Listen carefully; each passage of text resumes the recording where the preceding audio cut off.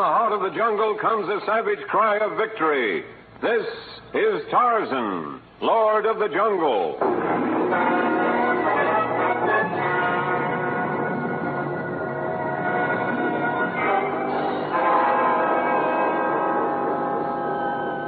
From the black core of dark Africa, land of enchantment, mystery, and violence, comes one of the most colorful figures of all time, transcribed from the immortal pen of Edgar Rice Burroughs. Tarzan, the bronzed white son of the jungle. And now, in the very words of Mr. Burroughs, the story of Tarzan and the Lypagor.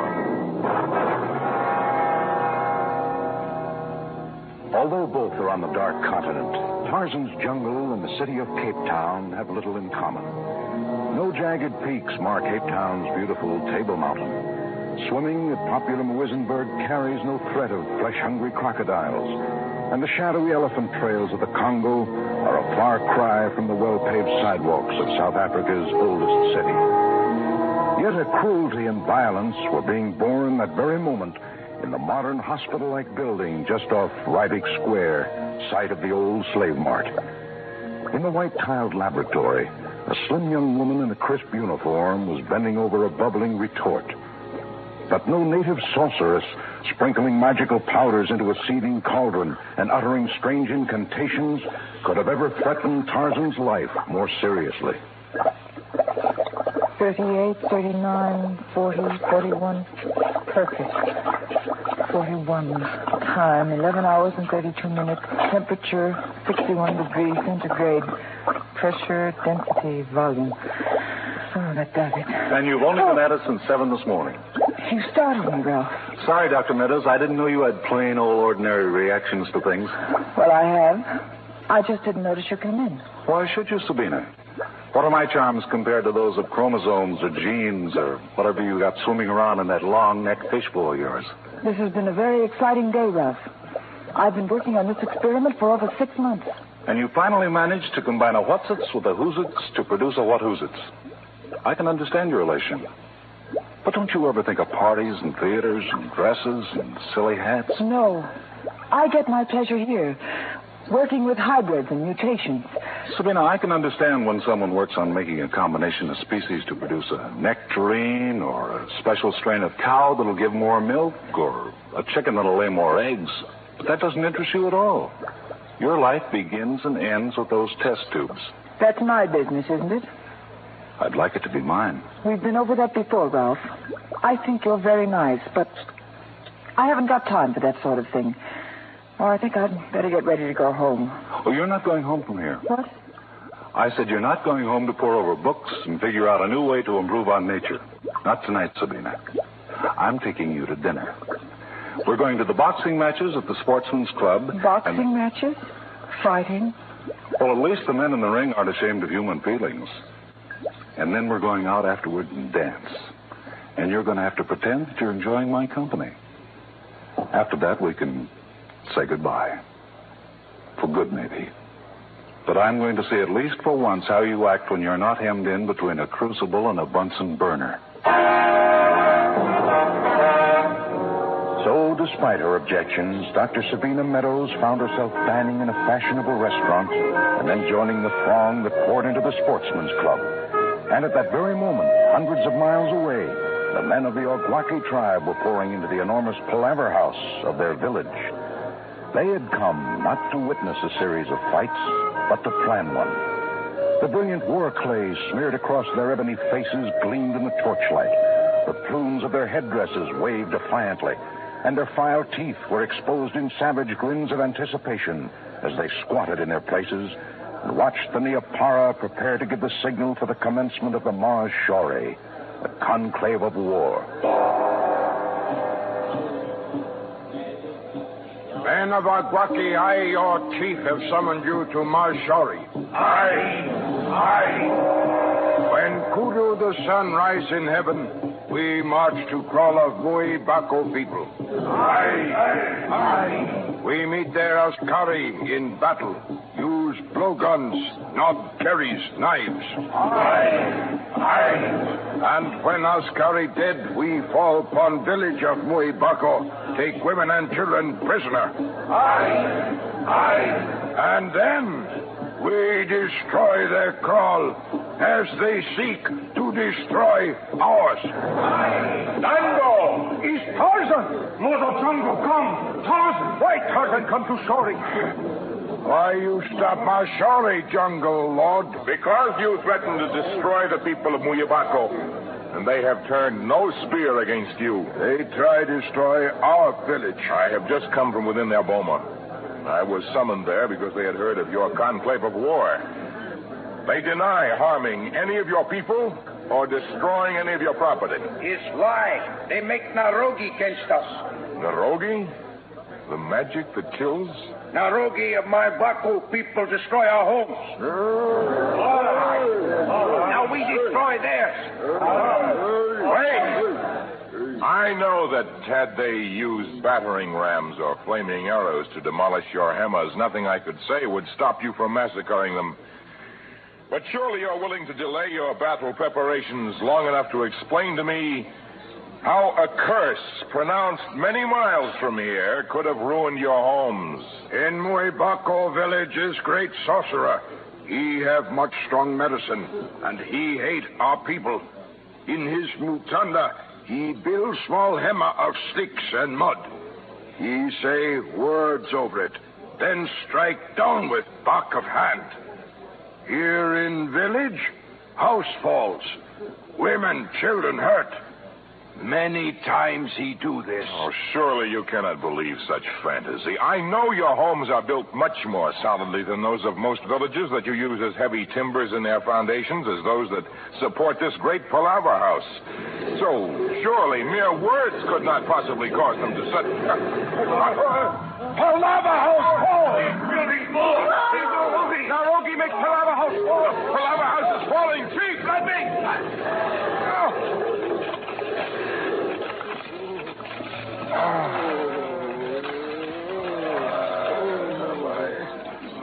Tarzan, you live? I am not seriously injured, but many of your warriors seem badly hurt. You see what sorcerer of Muibako do to us? No enemy is within many miles of here. The building looked as solid as the rocks of a jungle quarry. And there have often been many more people crowded into it than were there tonight. Yet it collapsed as though it were made of thin paper. It is strange. It is Narogi.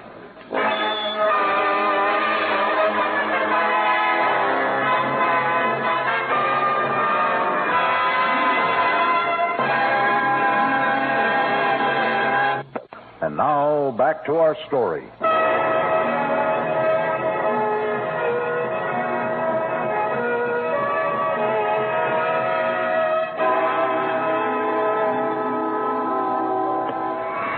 Their faces no less savage than those of the aboriginal natives who had plotted to destroy their neighbors, the sportsmen of Cape Town watched one of the most brutal battles in boxing annals.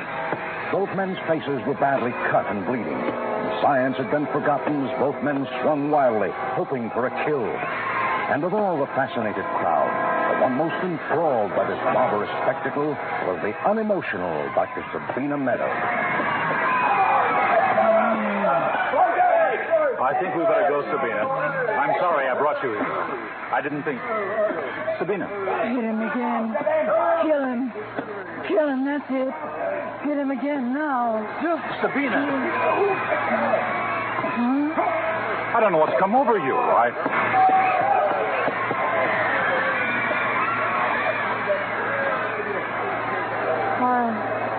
I guess the fight's over now, isn't it? Yeah, he won't get up from that one in a hurry. Come on, let's get out of here. Yes. Yes, I guess we better. I acted a fool, didn't I? Oh, I guess a lot of mild-mannered people are stirred up by seeing a fight. I never would have guessed you to be one of them, Sabina. You always seem so... Cold? Unfeeling? I guess I've been that way ever since someone I was very fond of was killed in the war. So, that explains why no one could ever get a smile out of you. You're one of those people I thought existed only in stories, trying to lose themselves in work after someone they love is killed in battle. He wasn't killed in battle. He was tortured to death in a prison camp. Tonight, when I watched that fight, something came over me, as though every blow that was being struck was being directed against those who hurt him. I see. Well, if things are still like that after all this time, it's just as well that I'm going away. Hmm? Did you say you were going away somewhere? I'm leaving in the morning. I signed on as a field worker in the Endicott expedition. We're heading north through the most dangerous part of the jungle. So this might be goodbye for a long, long time. I want to go with you. What? Do you mean it, Sabina? Do you mean that you want to... As a scientist. I know Dr. Endicott, and if I phone him, he might be willing to add me to his staff, even at the last moment. Sure. He'd be glad to get a scientist of your reputation, Doctor. And I'll try to remember that you're only another of my superiors in the party as we fight our way through the jungle.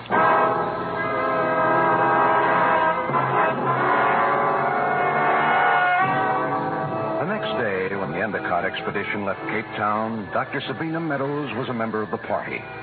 A well-financed safari, it carried many native porters, askari, and trained jungle men. And with a large crew to cut through the tangle of undergrowth, Dr. Endicott elected to go due north through the wild regions of the many nations. Within a few weeks, they would pass the territory of the Ogwaki tribe. But at this moment, as the safari left the coastal city, Sabina had heard neither of the Ogwaki people nor of Tarzan.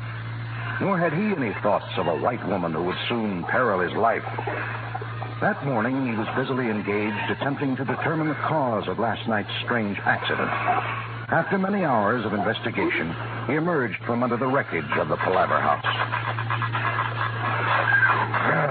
It's good to be out in the sunlight again.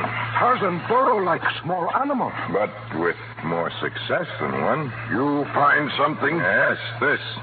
Is nothing but piece wood. A fragment of the main supporting beam. Firm and solid on the outside, and nothing but crumbling dust within. Each timber of the Palaver building was no more than a hollow shell. Is powerful, Narogi. Well, perhaps, but not the Narogi of any other tribesman. I suspect that the enemy lives on the very edge of your own kraal. Is no traitors among people of Ogwaki. It was heartless to have teased you. You have no traitors, great chief. Not unless you count the occupants of those large mounds outside the boma. Those homes of ants? Exactly. White ants who live on a diet of wood. And they have found, like their cousins, the termites of some civilized lands, that finished lumber is a much easier diet than natural trees. What we do? I don't know yet. They would be unimpressed with your blowguns, your knobkeries, or your knives, judging by the size of those mounds. It would take more ant-eating animals than we could capture in many moons to make any impression at all. And each new piece of wood you might put in to bolster a rotten one would be just one more tempting tidbit with which to fatten the enemy. We run spears into mounds or hammer down? Well, we can try. But some of the mounds are 20 feet high. Their surface is like the hardest granite. And there are more mounds than there are able-bodied men in the entire village. It looks as though the people of Ogwaki may easily lose their village to an army of ants. And so the Ogwakis began the almost hopeless battle against the small marauders. And while Tarzan led the natives of the village in their ceaseless labor that went on week after week, the Endicott expedition pressed its way northward against equally unfavorable odds. The weather was unseasonably hot. Several porters made off with a large quantity of provisions, and jungle animals claimed more than the customary number of lives among the beaters. And yet, surrounded by violence during every waking hour, Sabina Meadows seemed to thrive. It was almost as though she reveled in the daily evidence of nature's savagery. You weathering this all right, Sabina? I'm fine, Dr. Endicott. You needn't worry about us. I'd be glad to carry your pack. I can do my share, Ralph. I'm feeling perfect. Sorry I had to apportion loads to everyone, but the remaining bearers have their hands full trying to cut through this part of the jungle. It says on the map that this is the territory of the broached tribe. A bloodthirsty lot, if you can believe the guidebooks. That's right. No wandering off to watch a couple of jungle lions battling it out. I'm sorry about that, but it was fascinating. And dangerous. Well, anyway, if things go well, we'll be in Becurata by tomorrow at this time, and we can then... Becurata. Ralph, isn't that where you said they held those fights? Well, it slipped out. I didn't mean it. You certainly wouldn't want to witness those, Sabina. A couple of greased natives fighting it out with bare fists until one of them drops. That's not for you, my dear. No. No, of course not.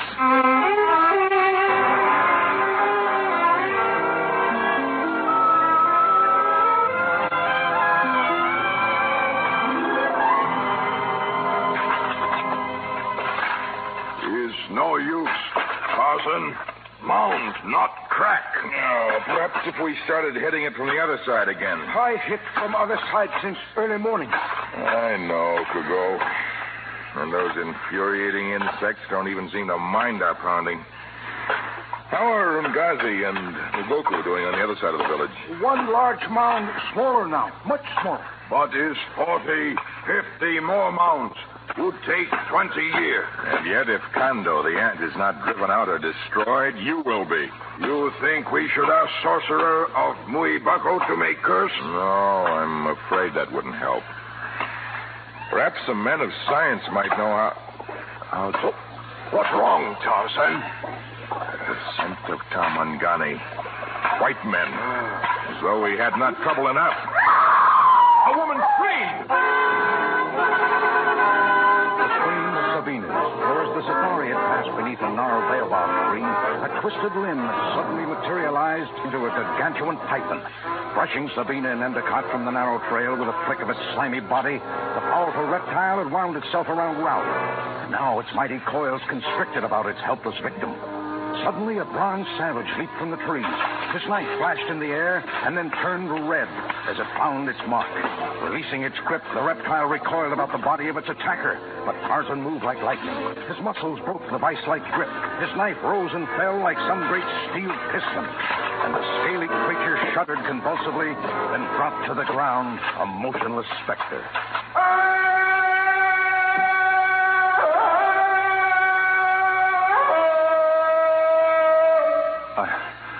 I don't know who you are, where you came from, but thanks for saving my life. I am Tarzan, a man of the jungle. We couldn't fire for fear of hitting him. Never has there been such a battle. Do you often fight jungle animals? I have had more than my share of fights. With lions and panthers? Yes, often. And obviously you've never been defeated by any of them. Not until these past few weeks, no. A large colony of small ants that eat the inside of timbers has proven more than my match. Oh, white ants that build huge mounds? Yes, they practically ruined an entire village. Termis netulensis. One queen can lay as many as 1 million eggs. It would be difficult to defeat them without considerable scientific knowledge. You have such knowledge? Yes, she does. But we're on an important expedition, and we haven't... I'm leaving the expedition, Dr. Endicott. What? I'm staying here in the jungle and helping Tarzan defeat this small enemy.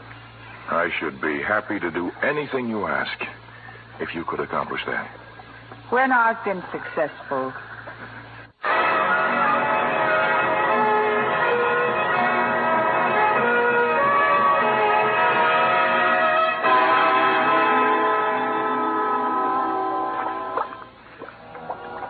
The middle of nowhere, and you still manage to surround yourself with test tubes and retorts. Really, Sabina? I didn't ask you to desert the expedition just because I did. You might have known I wouldn't leave you here alone. Hardly alone. There's Tarzan, several hundred natives, and billions of ants. Good afternoon, Sabina. Ralph. You always move so silently, Tarzan. You didn't hear what we were talking about? No, but I hoped you were discussing a solution to our great problem. Yes, we were. And I think you'll be glad to know that I've managed, with the help of the native you assigned me, to isolate many of the queens. I want them taken many, many miles away to a desolate spot where the ants who follow their queen can do no damage. That will dispose of a great portion of them. And the rest? I have finally succeeded in producing a rapidly multiplying species, the tomatophile, which, when introduced into the remaining ant colonies, will eradicate the rest of them. That sounds too good to be true. Could I ask what a tomatophile is? Is it too technical to explain to us, Sabina? Not at all. A tomatophile, or a lover of termites, is usually present among them, but in such numbers that they can prey on only a small percentage. But when artificially increased, the numbers of this natural enemy becomes more powerful than that which has long withstood its attacks. Well, that goes to prove, I suppose, that nothing is invincible when there's a clever scientist around. That's true. Nothing, or no one, is beyond destruction. With the aid of science, a natural enemy can always be made stronger, more ferocious, more diabolically cunning.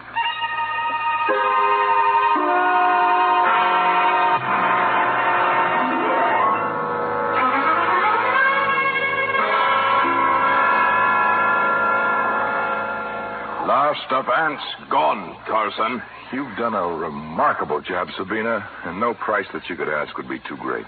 You said I could name my own reward. Of course. I want a laboratory and living quarters built in some remote spot, near here perhaps, so the people of Ogwaki can provide me with food and other requirements.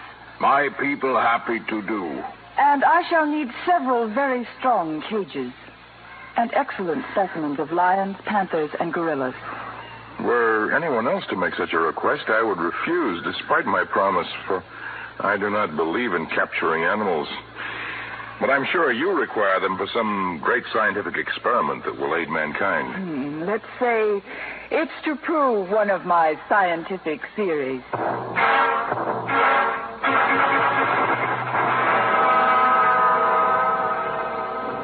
It's mad, Sabina, and it's impossible. Maybe not. A lion and a royal Bengal tiger have already been successfully crossbred. Well, yes, I've heard of a liger. But they're both members of the cat family. Which made the accomplishment of the mutation relatively simple. But were I to produce a mutation combining 3 species, 2 receptive, 1 non-receptive, it would really be a feat. You actually intend to go ahead with your fantastic scheme, don't you? A Lypagor. The fearlessness and bold courage of the lion, the stealth and cunning of the panther, the gargantuan size, strength, and ferocity of a man-hating gorilla. And a year of your time. But at the end of that year, Tarzan has promised to return. And I shall be able to prove that no one is invincible before the onslaught of a natural enemy, aided by science. Not even Tarzan.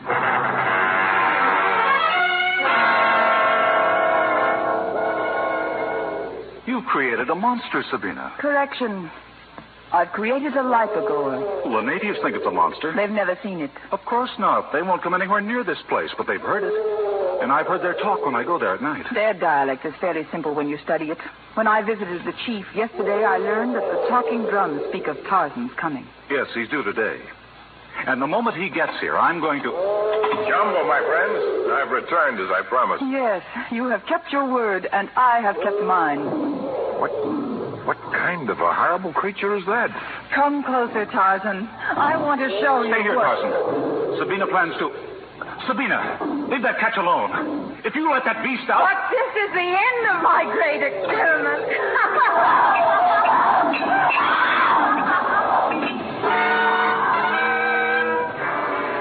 The weird animal leaped from his cage like a supple panther, and in a lightning movement struck at Sabina with a great blow of its gorilla-like arm.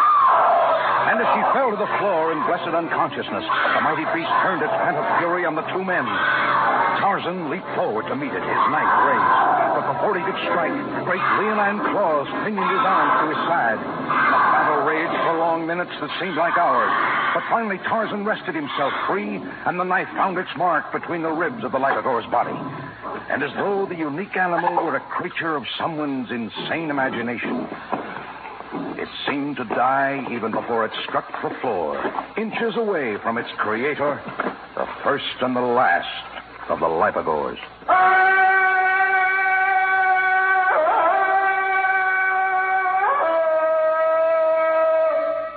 I tried to warn you, Tarzan. Just as I've tried to keep her from this mad scheme ever since it was born. That brilliant but twisted mind will give birth to no further schemes. There was good in her. I hoped I could erase the bad. Life is a constant struggle between the two forces, and in the battle there are always casualties. You are one of the casualties this time, Ralph. Well, I guess I'll go back to Cape Town now. Perhaps the years will heal my injuries. And you? I shall return to my jungle. My wounds will heal quickly, and if I'm ever forced to battle a lion, a panther, and a gorilla again, I hope to meet them one at a time.